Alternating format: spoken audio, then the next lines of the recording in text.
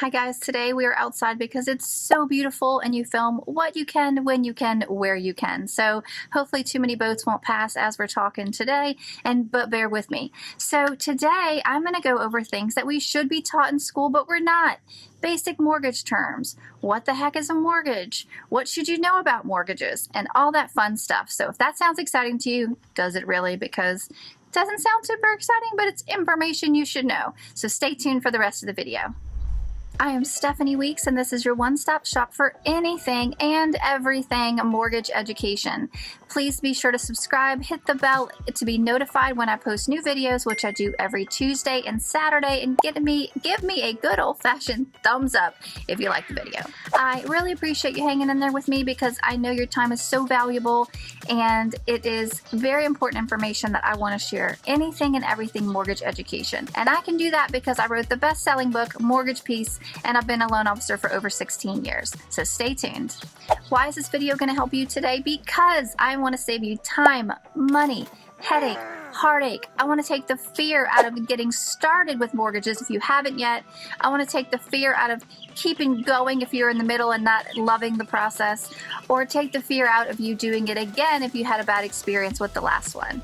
So when it comes to mortgages, I don't know about you, but sure, in high school, never heard of that in my entire life. No one knows about that kind of stuff, right? I mean, I remember my parents buying and selling houses, but I wasn't paying attention to what was going on or any of their terminology or anything like that.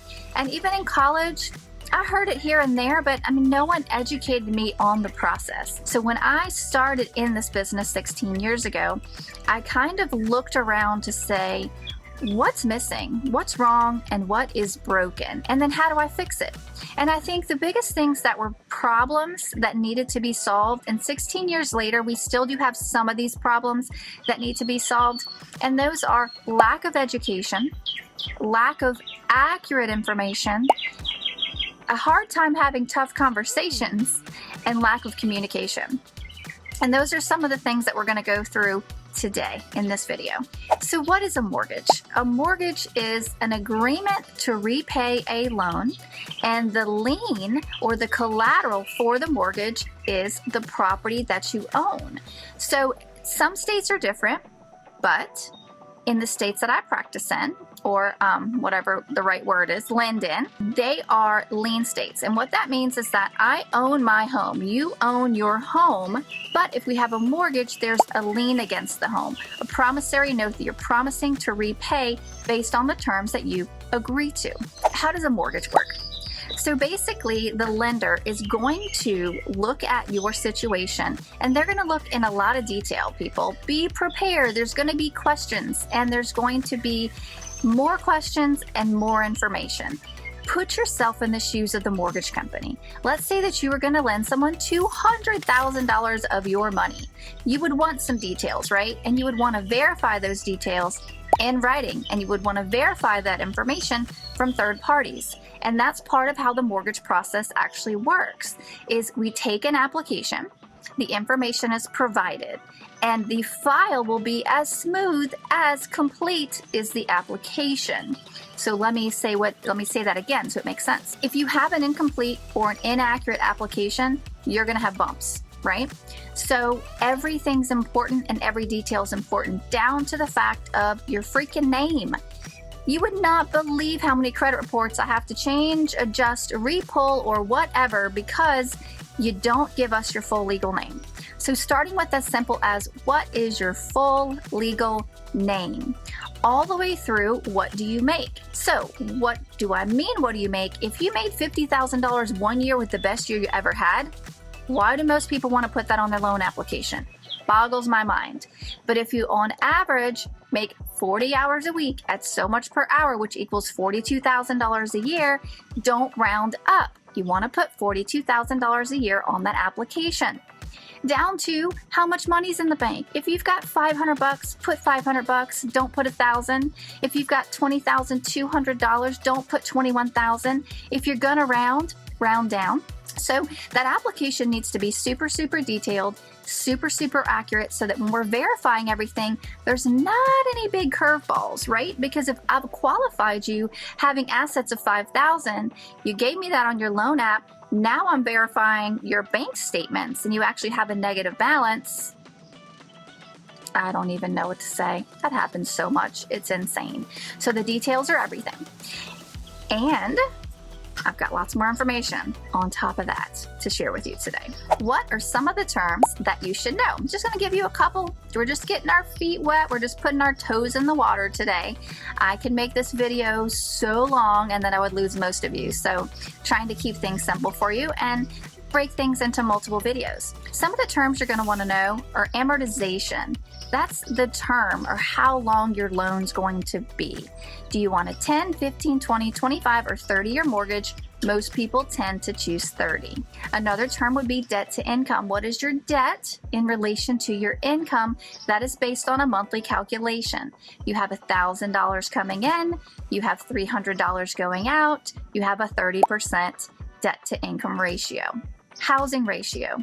That is your house payment or new proposed house payment in relation to your income, again, on a monthly basis. So if your house note is $100 a month, your income is $1,000 a month, your housing ratio would be 10% in that example. Another term that would be helpful is earnest money deposit, EMD, deposit on sales contract. People say this in 3 or 4 different ways. And that's basically the good faith money that you're giving to the seller that says, hey, yes, I'm going to buy for this price. You're going to sell for this price. This is the house that I'm buying. And here's $500 to say, hey, dude, I'm serious. So what can you expect in the mortgage process? You can expect questions, documentation, and verification. So I've got a lot of checklists on my website that you guys can check out that really elaborates on these things. So here are some quick little tips on things you can expect and things that I see that causes fumbles or delays or challenges or questions in the loan process. So one simple thing would be your bank statement, right? You start it with the application. You say, hey, Mr. Lender, I have $2,000 in my bank. Mr. Lender says, okay, great. I need your bank statement. Most customers send page 1 of their bank statement. Well, that shows how much money I have. It sure does, but not in what accounts, not what breakdown. Doesn't show me how completely all the money that went in, completely all the money that went out. Does not show me a breakdown of the money that went in, does not show me a breakdown of the money that went out, does not show me the sources where the money came in from, does not show me if maybe you've got $5,000 on page 1 and a loan against the $5,000 on page 5.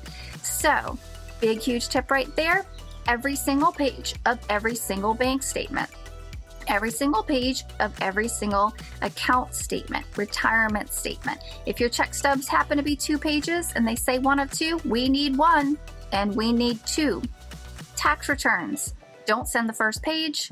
Again, it shows totals. It does not show breakdowns. It does not show in. It does not show out. It does not show details. It does not show line by line. It's a snapshot.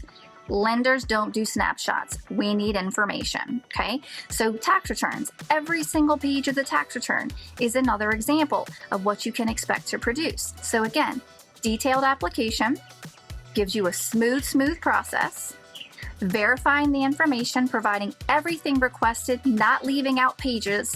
Those are different things that you can expect in that mortgage process and expect to help you with a smooth transaction. Some of the other things you're going to expect are you're going to have the application, you're going to have the conversation with the loan officer, you're going to have the production of all your documents to the lender, you're going to have the loan officer review your documents, the processor is going to review your documents, the underwriter is going to review your documents. You're going to go through processing, you're going to go through underwriting, there's going to be appraisals, there's going to be title, there's going to be pulling of property taxes, if I can say what I'm trying to say. There's going to be the pulling of the property taxes and so many different things in those steps. It is a long process, but make sure you're working with a lender that's going to communicate with you. Like we do updates every single week, and that way you know what's going on, what we're missing, what we need, where we are, and where we're going. All those kind of fun things. So those are some of the things you can expect in the mortgage process. I could do a long video on that. I will, but I'm not going to put that all here for you today. So we've talked about some of the things they don't teach you in school, but they should. We've talked about what you can expect in the mortgage process. we have talked about common mortgage terms that you should and would know.